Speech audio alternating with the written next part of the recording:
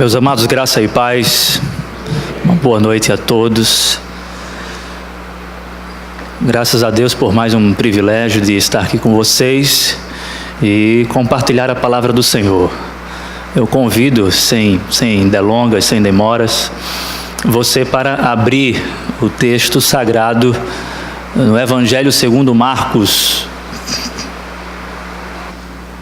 Nós iremos iniciar a nossa leitura no versículo 11, certo? Marcos, capítulo 11, versículo de número 11, e a nossa leitura, ela vai ser concluída no versículo de número 26.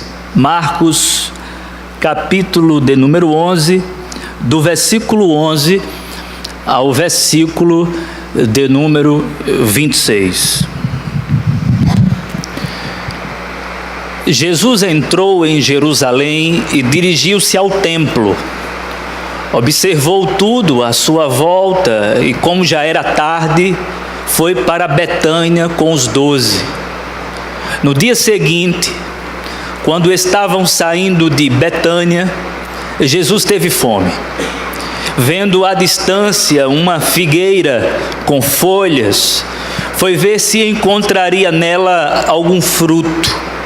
Aproximando-se dela, nada encontrou a não ser folhas, porque não era tempo de figos.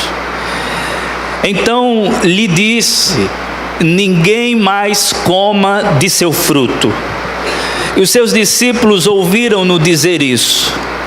Chegando a Jerusalém, Jesus entrou no templo e ali começou a expulsar os que estavam comprando e vendendo. Derrubou as mesas dos cambistas e as cadeiras dos que vendiam pombas, e não permitia que ninguém carregasse mercadorias pelo templo. E os ensinava, dizendo: não está escrito, a minha casa será chamada casa de oração para todos os povos? Mas vocês fizeram dela um covil de ladrões. Os chefes dos sacerdotes e os mestres da lei ouviram essas palavras e começaram a procurar uma forma de matá-lo, pois o temiam, visto que toda a multidão estava maravilhada com o seu ensino. Ao cair da tarde, eles saíram da cidade. De manhã, ao passarem, viram a figueira seca desde as raízes. Pedro, lembrando-se, disse a Jesus: Mestre, vê, a figueira que amaldiçoaste secou. Respondeu Jesus: tenham fé em Deus. Eu lhes asseguro que se alguém disser a este monte: levante-se e atire-se no mar, e não duvidar em seu coração, mas crer que acontecerá o que diz, assim lhe será feito. Portanto, eu lhes digo, tudo que vocês pedirem em oração, creiam que já o receberam, e assim lhes sucederá. E quando estiverem orando, se tiverem alguma coisa contra alguém, perdoem-no, para que também o Pai Celestial lhes perdoe os seus pecados. Mas se vocês não perdoarem, também o seu Pai que está nos céus não perdoará os seus pecados. Vamos mais uma vez a Deus em oração, queridos, pedir a assistência poderosa do Espírito. Pai amado, nós estamos diante da Tua Palavra Santa, e o nosso supremo objetivo neste momento é glorificar Jesus Cristo, o Filho. E nós só podemos fazê-lo com a assistência poderosa do Teu Santo Espírito. Por isso queremos rogar humildemente que o Espírito Santo, neste exato momento, esteja instrumentalizando a palavra, a comunicação, a mensagem, alcançando assim cada coração que aqui se encontra. Edifica a tua igreja na verdade, pois a tua palavra é a verdade. E se porventura entre nós estiver alguém que ainda não foi alcançado pela tua graça, que o Senhor esteja acrescentando novos convertidos. Assim oramos em nome de Jesus. Amém. Sou muito grato a um amigo pastor Cleiton, que na época do seminário, em 2006 para 2007, o Rubens sabe muito bem quem é, pastor Cleiton, me apresentou alguns livros, aliás, me apresentou um autor cujas obras me influenciaram bastante, o Eugene Peterson. E de lá para cá eu não parei mais de ler as obras em português do Eugene Peterson. E até hoje sou muito influenciado. Aqueles que me conhecem, sabe? Aqueles que me conhecem mais intimamente, que estão trocando ideias sobre livros, sabe que o Eugene Peterson faz parte da minha espiritualidade cristã, porque muito contribui, trazendo profundas verdades. E eu gostaria de trazer à baila aqui, à guisa de introdução, um pensamento do Peterson. Um pensamento que eu considero muito chocante. E nós iremos pensar introdutoriamente sobre ele. Salvo engano, esse pensamento está no livro Espiritualidade Subversiva. Eugene Peterson diz o seguinte: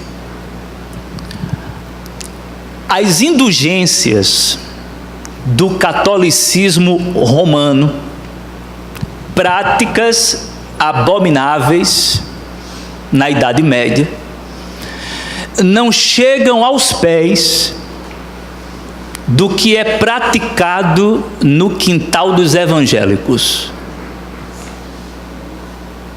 Eu vou repetir. As indulgências do catolicismo romano, práticas abomináveis na Idade Média, não chegam aos pés do que é praticado no quintal dos evangélicos.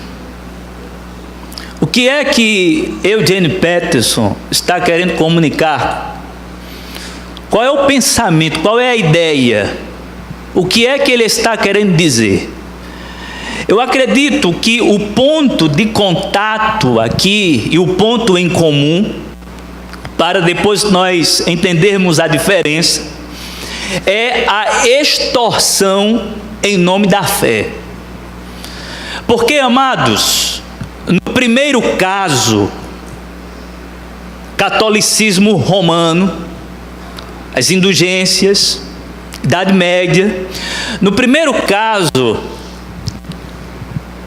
os fiéis pensavam na eternidade. Por exemplo, Tetzel, o emissário do Papa Leão X, a fim de ter ou trazer dinheiro para a construção da Basílica de São Pedro, ele saía dizendo o seguinte: tão depressa o vosso dinheiro caia no cofre, a alma de um parente ou de um amigo subirá ao céu.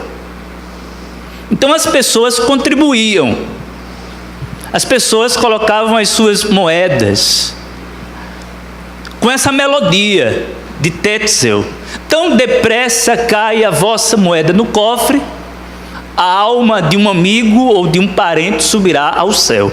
E a preocupação das pessoas era com o destino eterno. Havia aqui um engano, havia um ludíbrio. Isso era absurdo. Contudo, os fiéis inocentes, digamos assim, eles estavam pensando no céu. Mas quando a gente faz uma análise do que é praticado no quintal dos evangélicos, ou seja, quando nós olhamos para o panorama evangélico, e aqui eu gostaria de deixar bem claro, o neopentecostalismo, porque o evangelicalismo, ou a instituição evangélica é predominantemente neopentecostal, levando em consideração até que o Brasil hoje é um país neopentecostalizado. A proposta dos líderes e as promessas não é olhando para as coisas eternas, não é olhando para o destino da alma de um ser humano, mas simplesmente é uma proposta ou uma promessa que se limita ao aqui e agora. Enquanto que no primeiro caso, a preocupação era com o destino espiritual e eterno, no segundo caso, a preocupação é com o destino da empresa. Porque, como diz a filosofia evangélica, pequenas empresas, grandes negócios. Então assim, a promessa é a seguinte: se você contribuir, se você tiver fé, se você investir no reino, se você fizer isso com fé, então você vai prosperar, seus problemas serão resolvidos.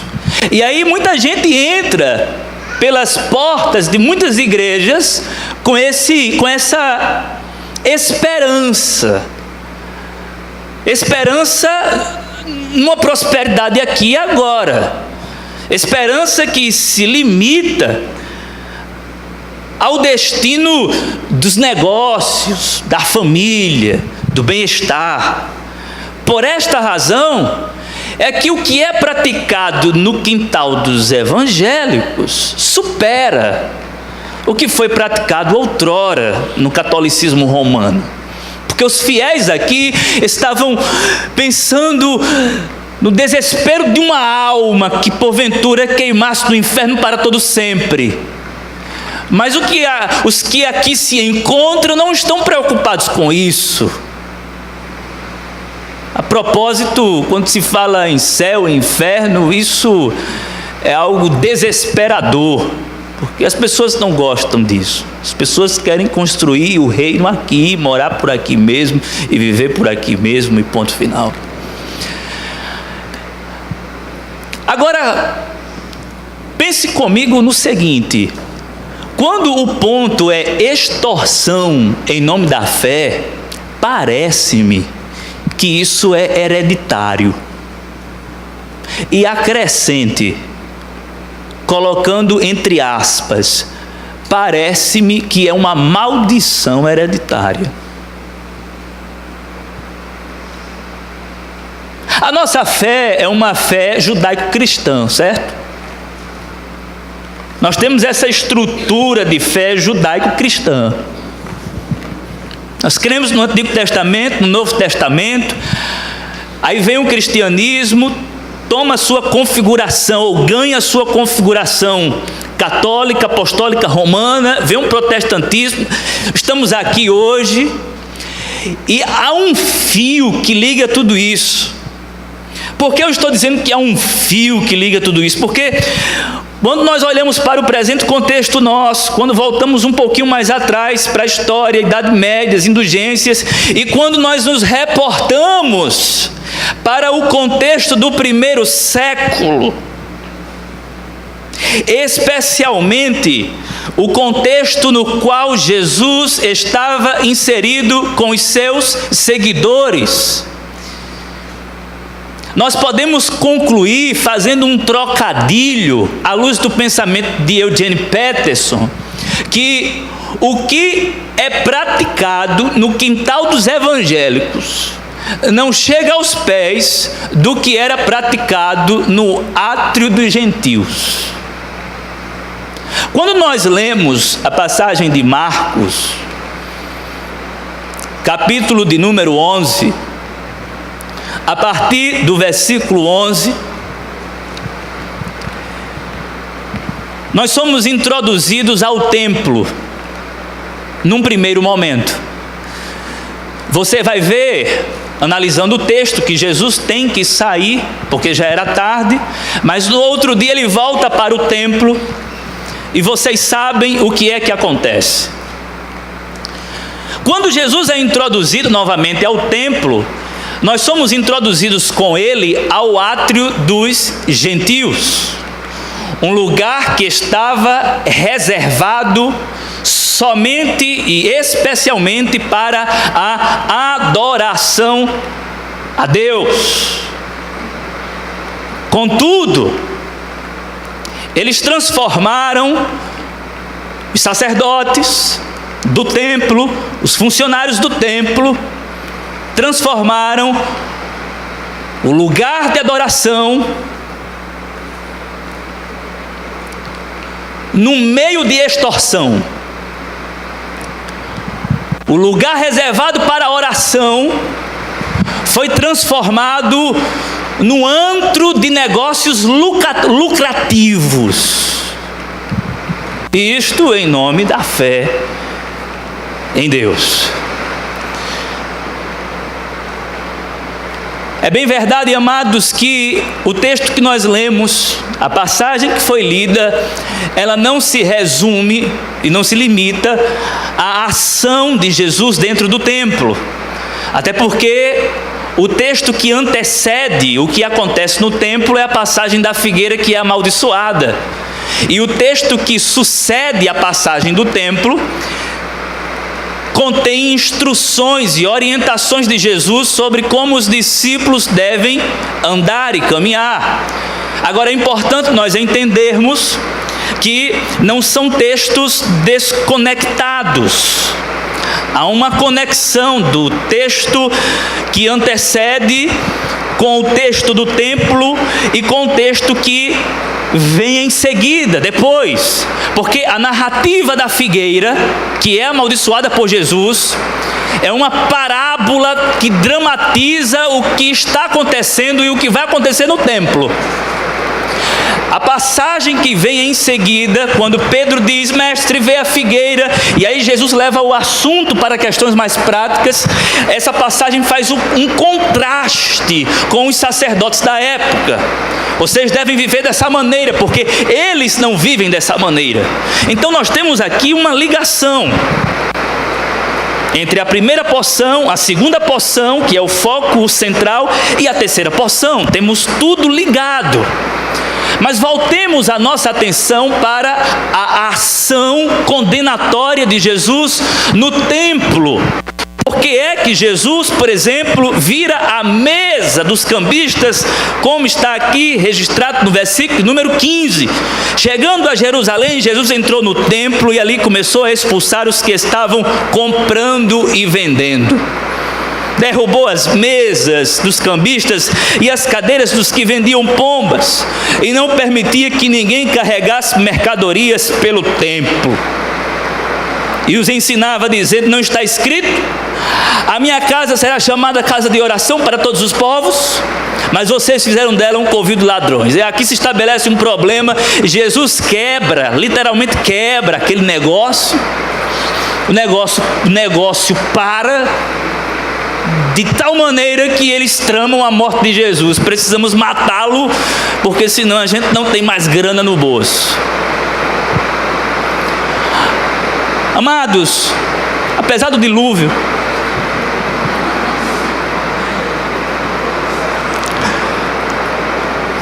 o Zé perguntou se eu tinha dado chapinha no cabelo. Tenha cuidado, não dê chapinha no cabelo não, pode molhar.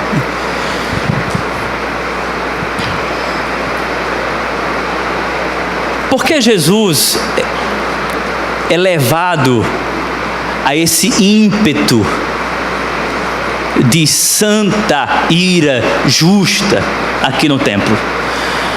E aqui eu gostaria de destacar duas notas elucidativas para nós entendermos melhor o porquê desse comportamento de Jesus. A primeira nota de esclarecimento é a seguinte: a exploração aos pobres. Quando Jesus chega no templo, Jesus percebe automaticamente, aliás, isso já era uma constatação desde sempre, mas neste caso aqui nós temos o clímax de tudo. Jesus percebe uma exploração. Os pobres estão sendo explorados. E a informação do texto nos leva a chegar a essa conclusão, porque no versículo 15, mais uma vez voltando ao versículo 15, Marcos faz questão de registrar que Jesus, ele expulsa os que estavam comprando e vendendo e derruba as mesas dos cambistas e as cadeiras dos que vendiam pombas. O templo funcionava como um local de sacrifícios, como vocês já sabem. E qual era a oferta sacrificial de um pobre? Uma pomba.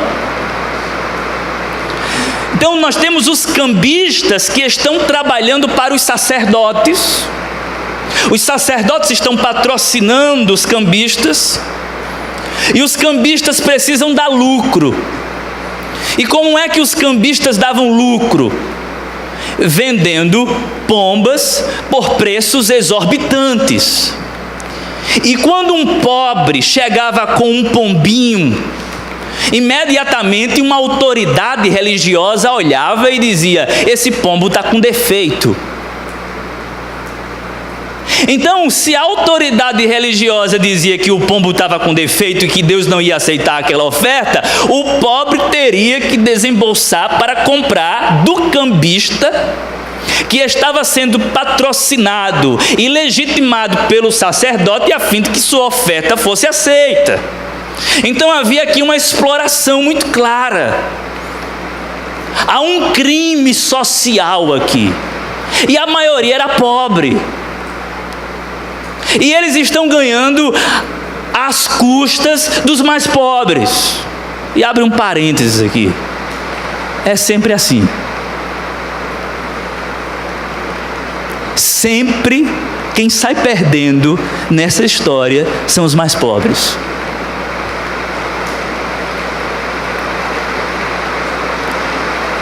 Por exemplo, nos jogos de azar, quem é que aposta mais? Os mais pobres. Por quê? Porque querem ficar ricos. Há um crime social nisso. Os mais pobres são os que mais apostam. No caso aqui do contexto religioso acontece a mesma coisa. Os mais pobres, eles estão mais preocupados. E eles querem investir o que dá, para que possam viver uma vida pelo menos aceitável diante do Senhor. As igrejas neopentecostais se alimentam dos mais pobres, não é dos mais ricos. Os R$2, os R$10 que tem no bolso do mais pobre, eles levam. O mais rico, ele não dá, porque ele não tem necessidade. Mas o mais pobre, quando escuta o pastor dizendo assim: essa moeda, a última moeda que você tem no bolso, os únicos R$10 que você tem aí, se você der, se você crer, você vai prosperar, ele dá.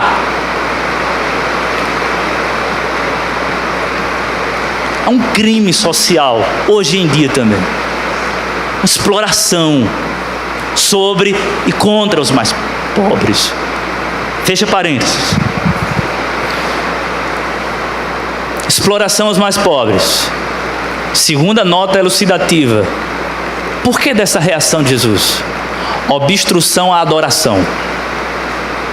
Aquele lugar estava reservado para a adoração. Adoração de quem? Dos gentios. Lembrando que nós estamos no átrio dos gentios. E era a maior parte do templo. Se você enxergar assim de cima a estrutura do templo, você vai ver que o átrio dos gentios era enorme. depois vinham das mulheres, depois dos judeus, depois dos santos, do santo dos santos, e etc. Mas Jesus, com os seus discípulos, está numa feira. E essa feira que for estabelecida está atrapalhando a adoração dos gentios. É tanto que Jesus vai dizer aqui no versículo de número 17: e os ensinava dizendo: não está escrito, a minha casa será chamada casa de oração para todos os povos. No caso, todos os povos aqui, para os gentios, para os que são de fora, eles precisam adorar, mas vocês estão obstruindo a adoração. E aí, Timothy Keller faz um comentário bem interessante aqui em cima desse texto, em cima desse entendimento. Ele diz assim: imagine o barulho do pregão da Bolsa de Valores. Acrescente a isso o barulho de centenas de animais. Aí ele diz assim: e pensar que esse era o lugar onde os gentios deveriam encontrar a Deus por meio do silêncio, da reflexão e da adoração.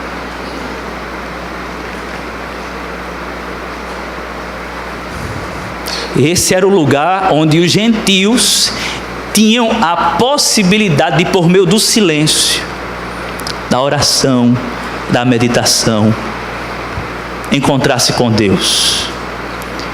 Mas não tinha como meditar, não tinha como orar, era uma feira. E aí Jesus, ele vira tudo.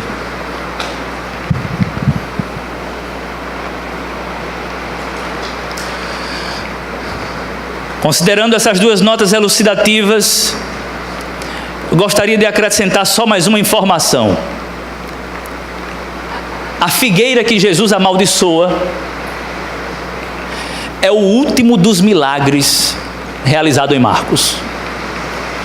Ao todo são 18 milagres no Evangelho segundo Marcos. Esse é o último.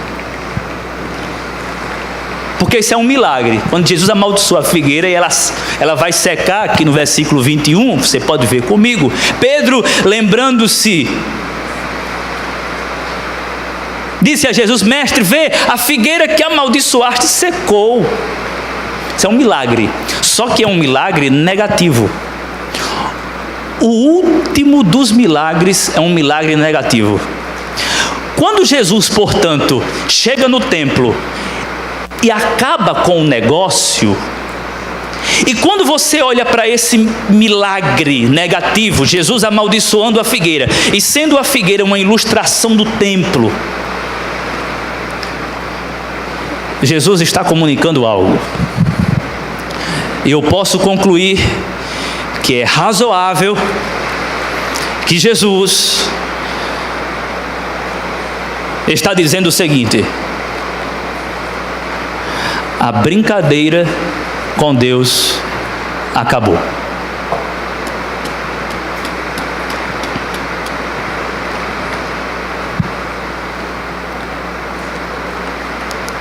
Uma das verdades, talvez para mim a maior, que o texto está comunicando é a seguinte: a brincadeira com Deus acabou. Acabou a brincadeira. Vocês não levam Deus a sério, vocês não estão levando Deus a sério, e eu estou dizendo para vocês que a brincadeira com Deus acabou. Posto isso, considerando isso como verdade que emana do texto, e observando a passagem que nós temos diante dos nossos olhos, eu gostaria de destacar alguns pontos. O primeiro deles: com Deus não se brinca de promessa sem cumprimento. Com Deus não se brinca de promessa sem cumprimento. Voltemos para a figueira. Jesus está caminhando para o templo e ele sente fome. De longe ele avista uma figueira.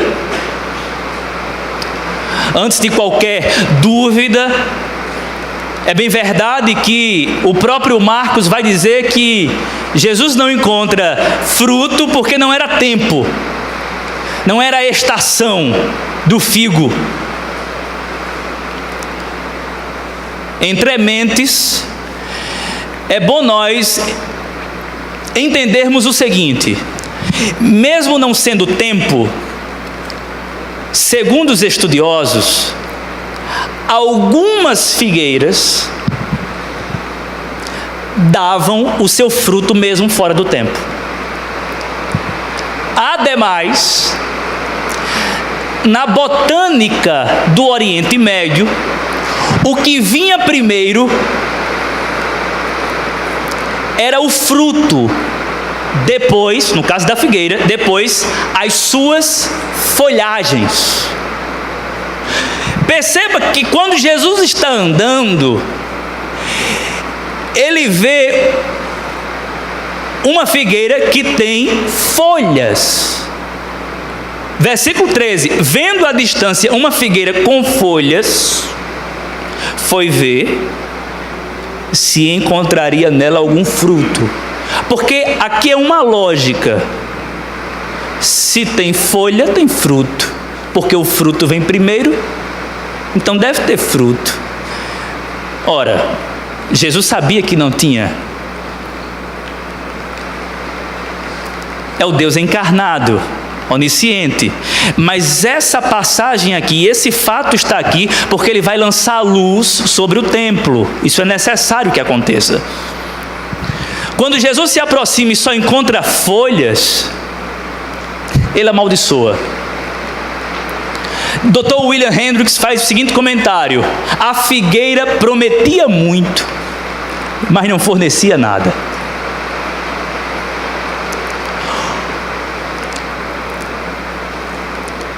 J.C. Ryle vai dizer que essa figueira aqui é uma parábola teatralizada sobre o templo. Por quê? Porque o templo é como a figueira. Promete muito, mas não cumpre nada. Quando eles olham para o templo, o que é que eles enxergam? Aquela folhagem bonita. Deve ter algum fruto. Sabe aquela arquitetura? Gente entrando e saindo. Deve ter alguma coisa boa. Sacrifícios. Tudo funcionando. Mas quando Jesus chega no templo, Jesus encontra uma figueira infrutífera. E não se esqueçam que o povo de Israel, no Antigo Testamento, era comparado, em algumas ocasiões, a uma figueira infrutífera. E aqui está Jesus fazendo essa aplicação. Temos aqui uma religião que não produz fruto. Promete, mas não cumpre.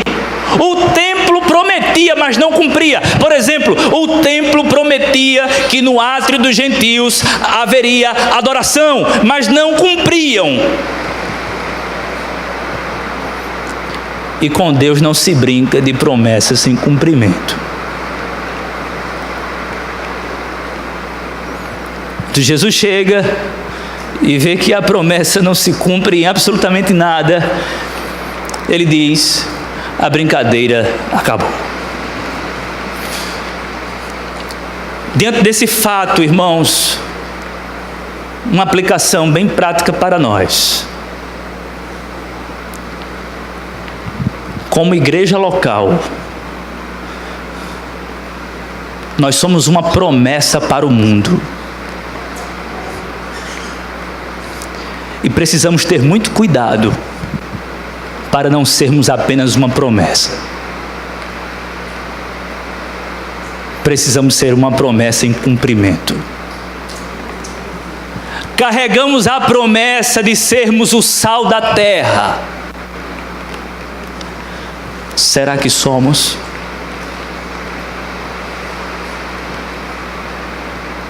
Se o sal perder o seu sabor, só servirá para quê, irmãos?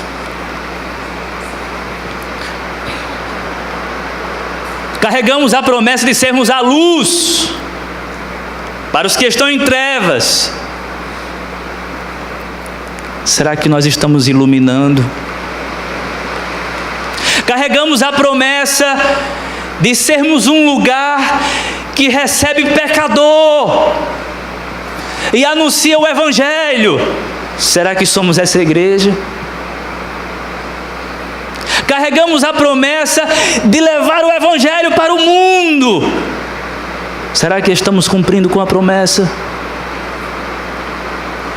Carregamos a promessa de sermos verdadeiros adoradores, a fim de convocar os povos para a adoração. Será que estamos adorando a Deus em espírito e em verdade? Irmãos, diante dessas perguntas, tomara que a resposta seja positiva. E na verdade a resposta tem que ser positiva. Sabe por quê? Porque nós não somos os sacerdotes do templo. Nós somos os discípulos de Jesus. E os discípulos de Jesus dão fruto. Se nós somos igreja de Deus, corpo de Cristo, nós não somos promessa sem cumprimento. Nós somos uma promessa em cumprimento. Por causa de quem? De nós? Não, por causa do próprio Jesus. O que é que Jesus diz, por exemplo, em João, capítulo número 15, versículo 5. Eu sou a videira, vocês são os ramos. Se vocês estiverem em mim e eu em vocês, vocês darão fruto. E aí ele conclui: sem mim nada podeis fazer. Se nós estamos em Cristo, nós não somos uma figueira infrutífera. Nós somos uma árvore que dá bons frutos. Por causa de quem? De nós? Não, por causa de Jesus Cristo, por causa da graça de Deus que nos alcançou. Esse povo vivia na perspectiva da lei somente, mas nós vivemos na perspectiva da graça somente. Produzimos fruto porque a graça de Deus nos alcançou. Cumprimos, não por causa da nossa palavra, mas por causa da palavra que nos alcançou. Agora, se você não está em Cristo, cuidado, porque com Deus não se brinca de promessa sem cumprimento. Segundo ponto a ser destacado: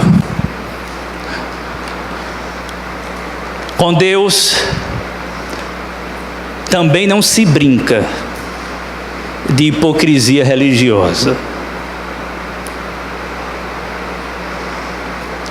Observe comigo o versículo de número 11.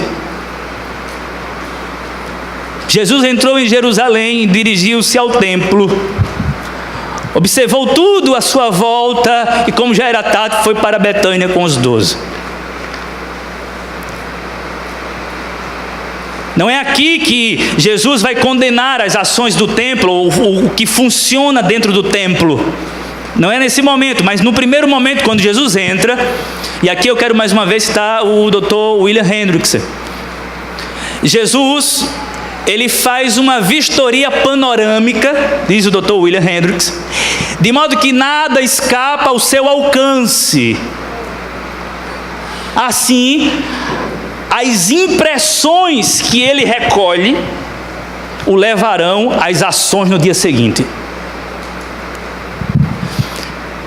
Jesus observa, ele recolhe as impressões, nada escapa ao seu olhar. Bom, isso aqui é sério. Como diz um ditado,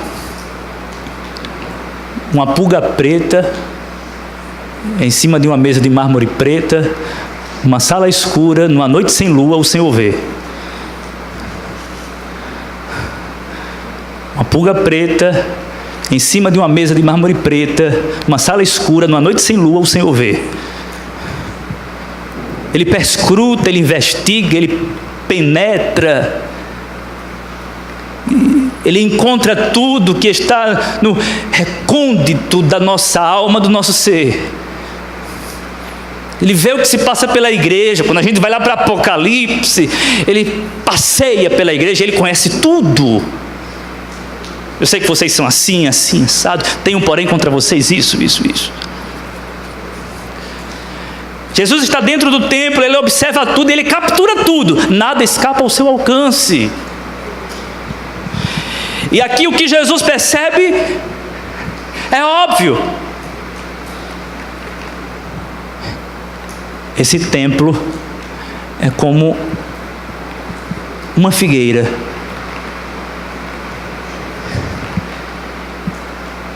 que encobre a sua falta de fruto com a beleza da sua folhagem.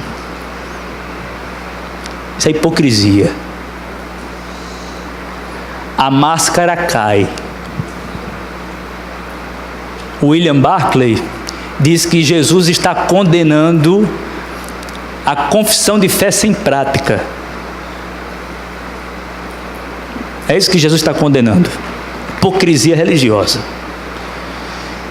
E sabe, amados, cada um de nós tem a tendência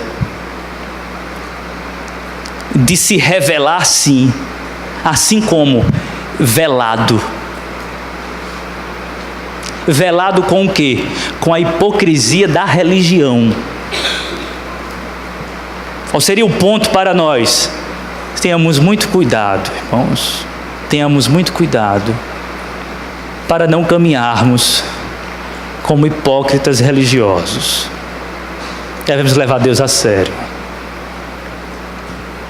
Porque nós temos a cara de pau de passar o verniz da religião para encobrir uma falsa espiritualidade. Nós temos isso. Esses homens aqui estavam insistindo nisso. E Jesus desvela, revela, abre, escarafuncha tudo. Sobra nada. Sabe as motivações dos corações. É interessante aqui, isso é bem irônico aqui no texto, que quando Jesus diz aqui assim: não está escrito, a minha casa será chamada casa de oração para todos os povos, mas vocês fizeram dela um covil de ladrões.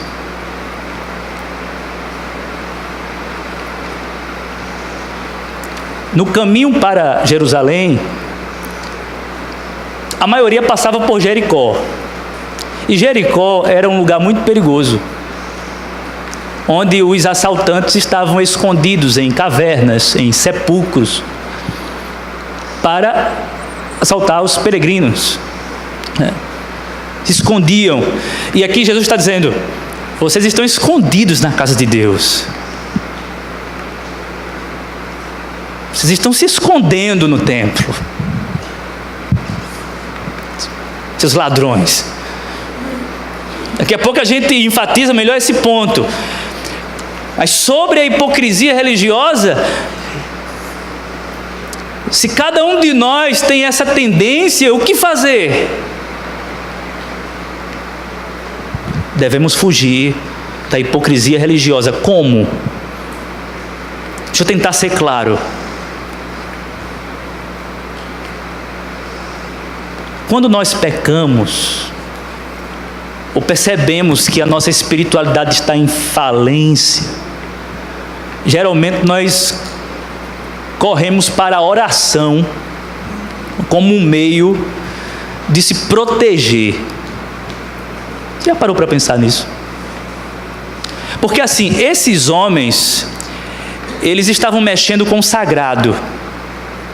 E eles estavam tão imiscuídos com o sagrado que, por exemplo, ficar orando, isso era uma maneira de se justificar. Lembram dos homens que subiram ao templo?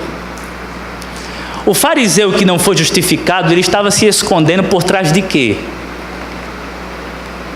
Das práticas espirituais, como oração. Senhor, graças te dou porque eu oro assim, porque eu jejuo. Um conselho: não se esconda por trás da oração. Se esconda por trás do Cristo que orou por você ao Pai. Eis a grande diferença. Não se esconda por trás do jejum. Tem gente que peca e diz: eu vou fazer uma campanha de jejum. Jejuar. Não sabe nem muito bem o que significa isso, mas vou jejuar. E isso parece que serve como algo redentor. Vou me redimir. Eu vou me cobrir. É o Adão no Éden que tem a artimanha de se cobrir, porque ele está nu, em vergonha diante de Deus. Ele coloca folhas e Deus não aceita. É você que providencia? É você que vai se cobrir? Não, eu que vou lhe cobrir. Eu que vou lhe cobrir. Deixe as folhas de lado, os arbustos da religião, e se cubra com o sangue de Jesus. Você pode assumir diante dele: Senhor, eu tenho uma capacidade, eu tenho um potencial de ser um hipócrita, mas eu quero, com a minha hipocrisia, me esconder, não por trás dos arbustos, mas por trás da cruz. Até porque, irmãos, não seria exagero dizer que Jesus morreu também para salvar hipócritas religiosos. Você é hipócrita? Em alguma medida você é. Em algum grau você é. Lembro daquela história Tem muitas versões, né? O irmão chegou para o pastor assim, disse: pastor, não vou não para a igreja mais não, porque isso tem hipócrita. Ele disse: mas cabe ainda você, meu irmão. Ainda cabe. Só tem hipócrita, pastor, não suporta. Mas a gente suporta você também, meu irmão. Você também é mais um. E Jesus morreu justamente por você. O problema é que esses homens aqui não reconheciam nada. As vestes sacerdotais eram suficientes. Suficiente é o sangue de Jesus sobre nós, que nos cobre de todo pecado, e a nossa esperança é que a nossa vida está oculta em Cristo Jesus. Nós estamos escondidos nele. Se cubra com Jesus, se cubra com a justiça. Você que é injusto, o que é que eu faço? Não se esconda no templo, se esconda naquele que é maior do que o templo, em Jesus Cristo. Ele vai lhe vestir com a justiça dele. Embora você não seja justo. Veja como isso é profundo. A A.W. Pink tem uma reflexão em cima no livro Os 7 Brados do Salvador na Cruz. Ele fala sobre a justificação pela fé, e aí ele cita o exemplo de Esaú, de Jacó, que se vestiu de Esaú para receber a bênção. E aí ele diz que o crente é como Jacó, que se veste de Cristo, embora não seja Cristo. Se veste de Cristo e o Pai abençoa. O Pai só vai abençoar você se você estiver vestido, não com a hipocrisia da religião, mas com a verdade de Cristo Jesus. A brincadeira com Deus acabou, porque com Deus não se brinca de promessas sem cumprimento, com Deus não se brinca de hipocrisia religiosa e, em terceiro e último lugar, amados, com Deus não se brinca de comercialização da fé. Bem, o ponto aqui é claro.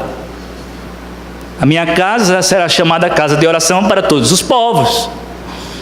Mas vocês fizeram dela um covil de ladrões. Lembram de que eu falei do caminho de Jericó? Um caminho perigosíssimo. Quem não for assaltado lá vai ser assaltado aqui. Veja que a mensagem é muito dura. Além disso, Jesus está dizendo: vocês são piores do que eles, porque vocês estão assaltando em nome de Deus. Eles nem sequer conhecem o que vocês sabem da lei, mas vocês, seus ladrões. Isso é tão forte que eles ficam dizendo assim,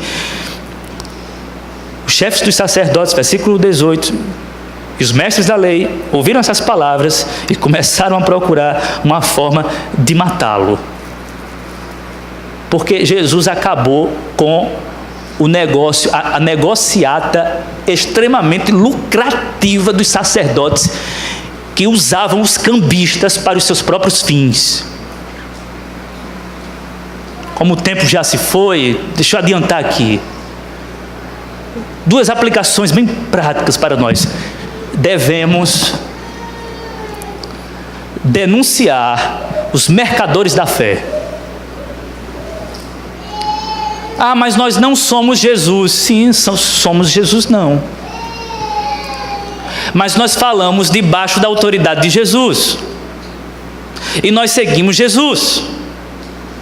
Jesus denunciou, os apóstolos denunciaram, e nós seguimos a doutrina dos apóstolos, seguimos a mesma linha. Isso é ético, denunciar os ladrões, isso é certo, isso é bíblico. Não somente é ético, é certo, mas é bíblico. Pastores por aí que estão furtando, roubando, ladrão. Tiver a oportunidade de denunciar, denuncie, ladrão. Explorando os mais pobres. Ai de vós, é ladrão. Isso em nome de Deus, ladrão. Temos prazer nisso? Não, temos uma profunda tristeza. E é com profunda tristeza que denunciamos. Porque o nome de Deus está sendo desonrado por esses homens. São ladrões. Vocês não têm nada a ver com um bom pastor. E aí lembram que Jesus diz em João capítulo 10, o ladrão veio para matar, roubar e destruir. Ele está falando de quem? Desses caras.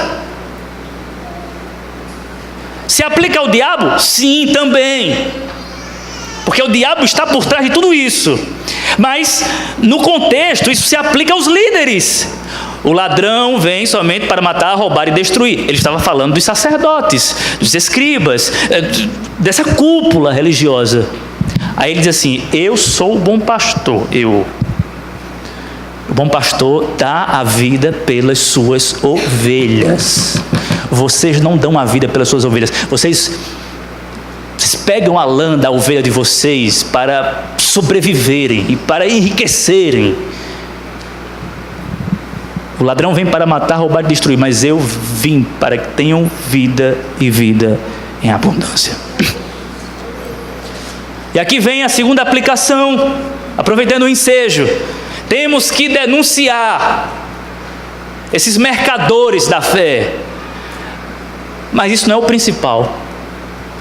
Temos que anunciar, sobretudo, o autor e consumador da nossa fé, Jesus Cristo. Ele nos deu de graça a fé.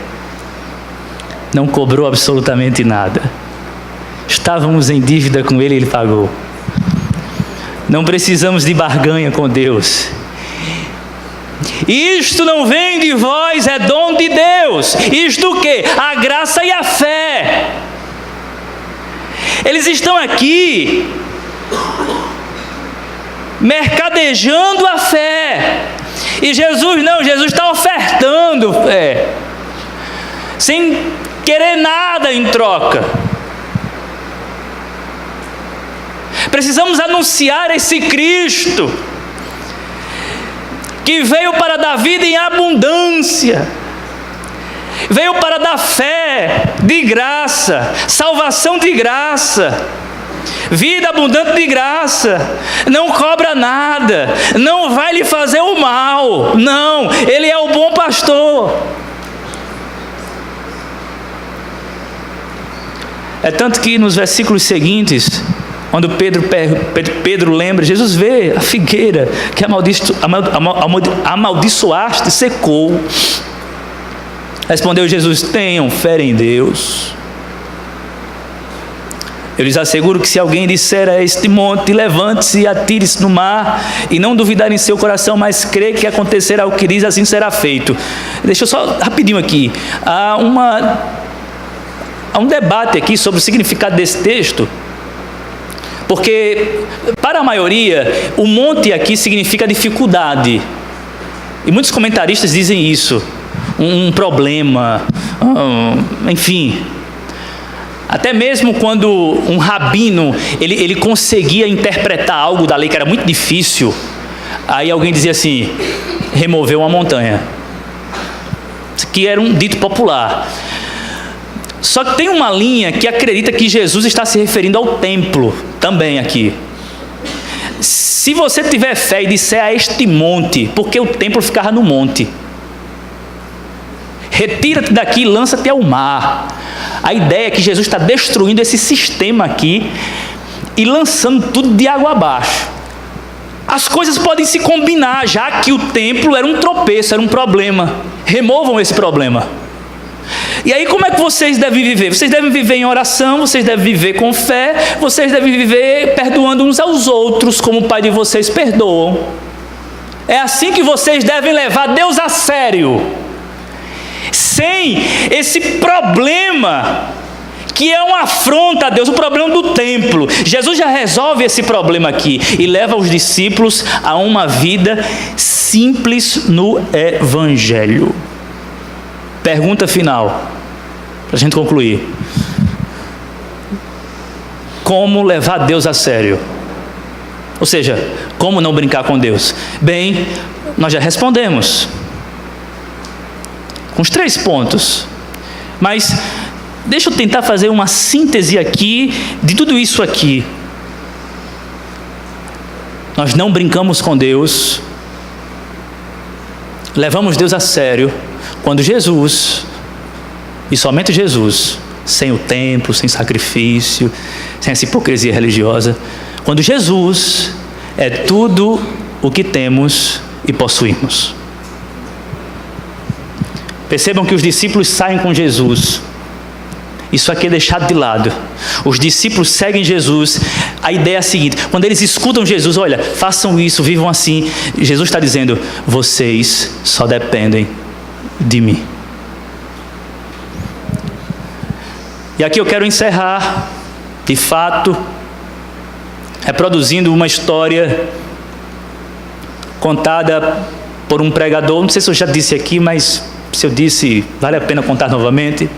História fictícia de um pregador chamado Dick Lucas. Ela é contada por Timothy Keller no livro A Cruz do Rei. Ele cria um diálogo entre uma romana do 1º século, pagã, e uma cristã.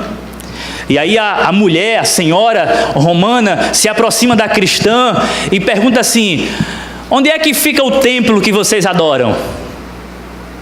Aí a cristã olha assim e diz: nós não temos templo. O nosso templo é Jesus. Aí a romana pagã diz assim: mas e os sacerdotes sem templo? Eles trabalham como? Aí a senhora cristã diz assim: nós não temos sacerdotes. Jesus é o nosso sacerdote. Aí a romana pagã olha assim e diz assim: mas e os sacrifícios para aplacar a ira dos deuses? Porque sem templo, sem sacerdote, os sacrifícios? Minha senhora, nós não temos sacrifícios. Jesus é o nosso sacrifício. Jesus é o nosso templo. Jesus é o nosso sacerdote. E Jesus é o nosso sacrifício. Aí a senhora intrigada pergunta: mas que tipo de religião é essa? A cristã diz: minha senhora, não se trata de um tipo de religião. Se trata de uma pessoa, Jesus de Nazaré. Se queremos levar Deus a sério, não brincar com Ele, a síntese é: Jesus deve ser tudo o que temos e possuímos. Ele é suficiente para nós. Eu gostaria de orar com você nesse momento.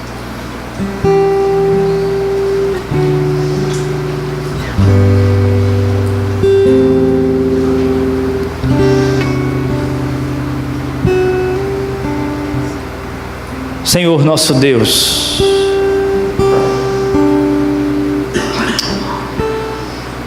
nós te pedimos mais uma vez a renovação do perdão dos nossos pecados. Contra ti pecamos, Senhor, e praticamos o que é mal aos teus olhos, e muitas vezes sob o disfarce da religião. Queremos te pedir perdão, portanto, por uma vida infrutífera muitas vezes. Não pode ser assim, ó Deus, porque o teu Espírito habita em nós. Fomos comprados por alto preço. Estamos na videira. E por conseguinte iremos dar frutos. O que nós te pedimos é uma vida espiritualmente mais acima da média. Porque o Senhor mesmo disse que se a nossa justiça não exceder a dos escribas e fariseus, de maneira alguma seria possível nós herdarmos a vida eterna ou entrarmos no reino. Nos ajude, Senhor, porque não é por mérito nosso, não é por mérito nosso, por graça tua somente. Nos faça entender isso, mas não apenas entender isso, mas viver e experimentar isso. É em nome de Jesus que oramos. Amém e amém.